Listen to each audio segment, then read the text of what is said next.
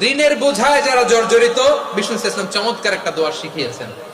আমাদের অনেকে ঋণের বোঝায় জর্জরিত, আছে না নাই? এদিকে কেউ আছেন?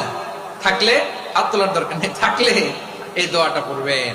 এক সাহাবীর নাম আবু উমামা, নামাজের ওয়াক্ত ছাড়া উনি মসজিদে যেয়ে বসে আছে। বিষ্ণু বললেন, কিরে আবু উমামা, নামাজের তো ওয়াক্ত হয় নাই, মসজিদে কি? সাহাবী বলে, হুমুমুন লাজিমাতনি ওয়া দুয়ুন, নবী গো, ঋণের বোঝায় এমন টেনশনে আছি, ঘরে থাকতে পারলাম না, মসজিদে চলে আসছে। বিষ্ণু বলেন, আমি কি তোমার এমন একটা দোয়া শিখাবো যেটা পড়লে আল্লাহ তাআলা তোমার ঋণের বোঝা হালকা করে দিবেন?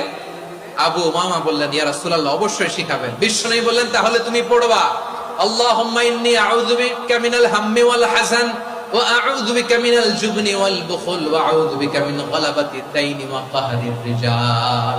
ও আল্লাহ, তোমার কাছ থেকে দুশ্চিন্তা থেকে পানাহ চাই, কৃপণতা, ভীরুতা, অলসতা,